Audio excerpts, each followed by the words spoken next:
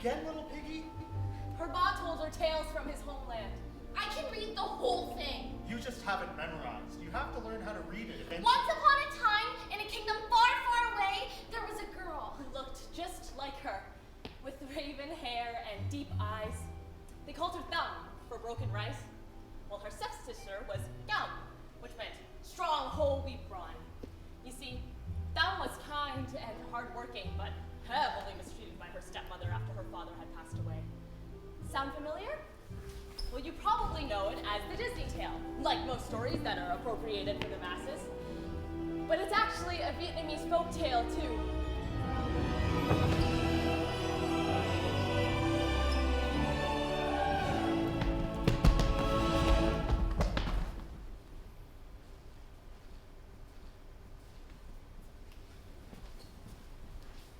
What? Oh, you want me to tell? Oh, hell no. I'm not getting paid enough for that. It's like 5 acts long, and I have 8 minutes left. You see, where the two differ is that, well, okay. One day, Thumb goes to her one place of comfort, a pond where her Gobby resides. Oh, Gobby, go up and eat my golden and silver rice. Don't eat that spoiled rice and porridge of theirs. She calls, but the Gobby does not rise. No, where are you? And then she gets pushed. And then she dies.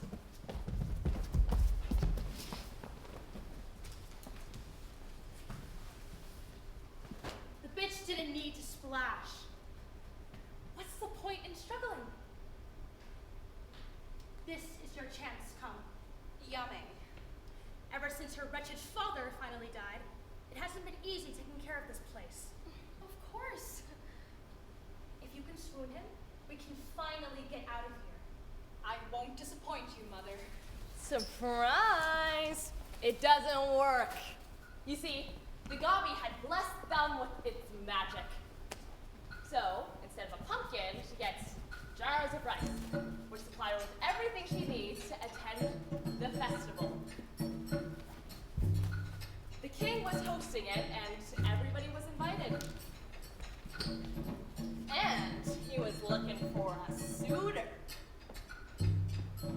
And as traditional storytelling goes, what is a female protagonist if not the most beautiful in the land?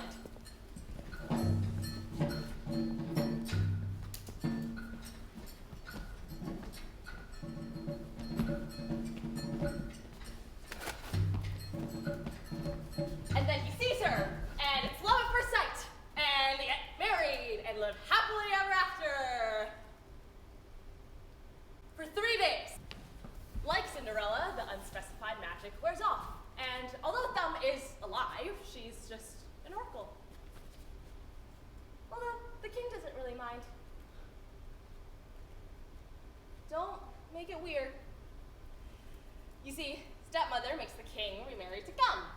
And although this helps them economically, the king still spends all of his time with the oracle, and this makes Gum grow blindingly jealous, and she kills Thumb.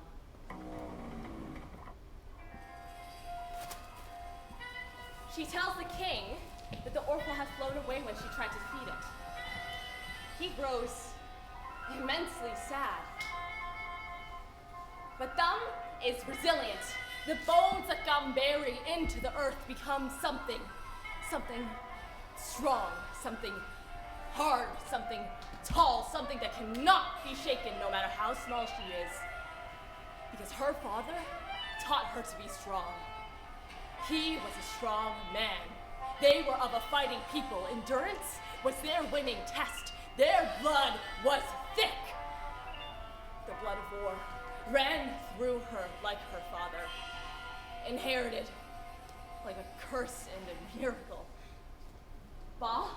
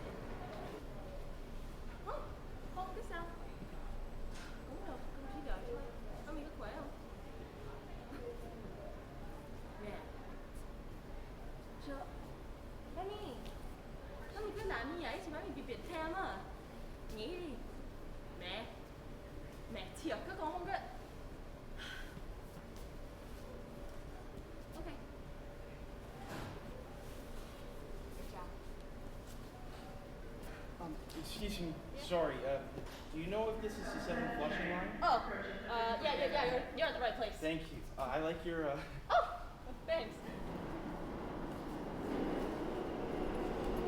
Hey, what are you doing?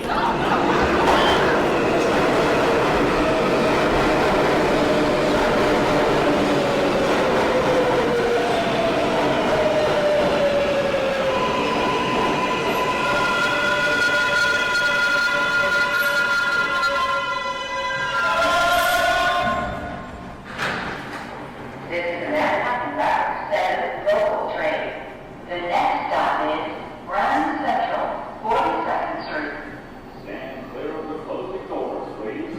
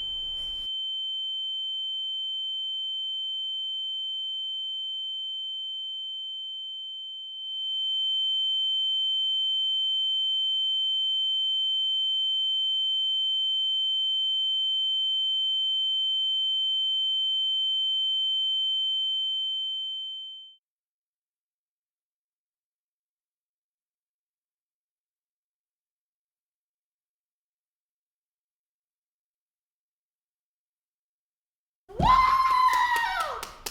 Yeah! Woo! Yeah! Wow! People are using condoms as toothpaste, but another Asian identity play. That'll really get 'em. What's better than trauma dumping on stage?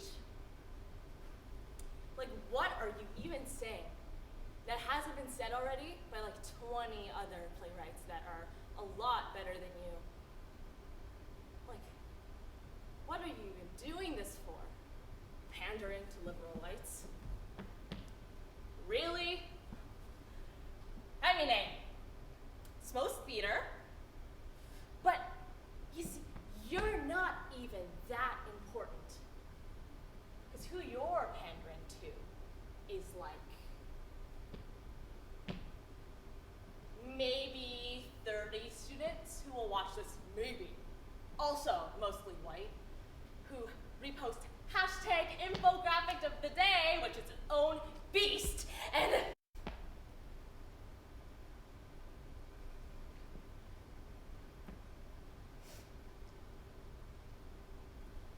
so,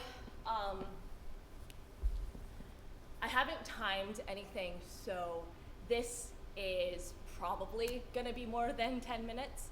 But it's okay, I'm not keeping the tech crew here longer than they need to be, I promise. But, you know, this school has taken a lot of time from me, so I don't fucking care. You can dock me the marks, or you can chop it off at 10 minutes. Mark the first 10, that's fine. But this is my time, so. Lately, it's been really, really hard to walk outside alone. Not even just like at nighttime, like just during the day. Even when I'm just commuting from home and school, which is like 5 minutes away from here. And it's like, you know the streams where you see yourself die in it? Like it doesn't cut at the cliff, it splat on the ground. It's like that, except you're wide awake and your eyes are burning from the blue light, and not to be racist, but she looked just like me. And my mom, and my sister, and my friend, and my grandma. Their raven hair, their deep eyes. How much more do I need to resurrect and piece myself together just to be brutalized all over again? Lately, it's been getting hard to walk around outside because the train I take, the 10 minutes outside of my house I walk over the highway, there are flags from fucking truckers that line the highway I have to walk by, 10 minutes away from my house. Funny story, this weekend I was supposed to see one of the people I just mentioned, a Vietnamese playwright who is much better than me, Chinatown, Toronto. I was so excited. I love his work. And I have not gotten to meet another Vietnamese theater artist within 5 years of my age ever in my life. I get a message. Hey, I'm really sorry, but apparently the truckers are gonna be in Toronto this weekend, so yeah, maybe 2 yellow people shouldn't be downtown in fucking Chinatown, but there's a bunch of white supremacists lining up Queen's Park at 12. Lunchtime, around when we were gonna meet. It's like the distance from it and me only gets shorter and shorter. Toronto, the train, the walk to the train. And then, if that's just not short enough for you, you see the distance between me and this? Getting shoved off a subway, being pushed in front of a train. If 10 minutes isn't enough, it's in this school. Better, in my program, in my year,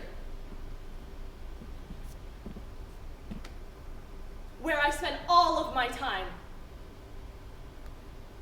This is a 30-hour program per week at least, usually 40, usually 50, sometimes 60.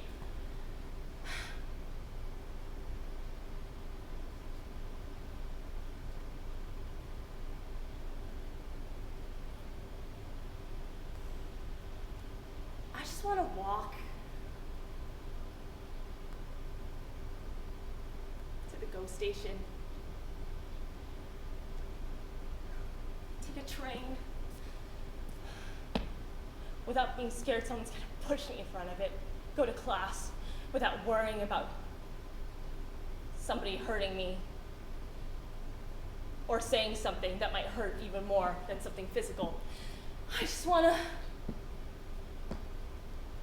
breathe.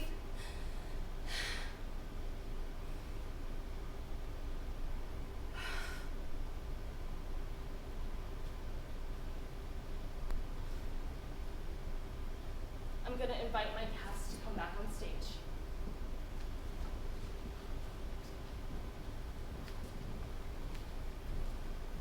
And I just want to honor everyone who's been lost because they look a certain way. Michelle, who died too soon for someone who's so young and healthy and kind.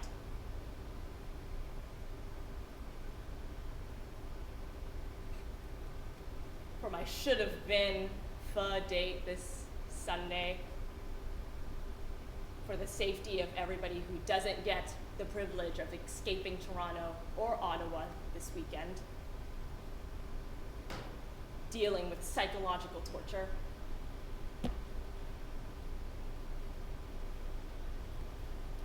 I'm just gonna pray. I'm not religious. You don't need to be either. And this is like not a bit. Just, if you want to just take a moment and think with me.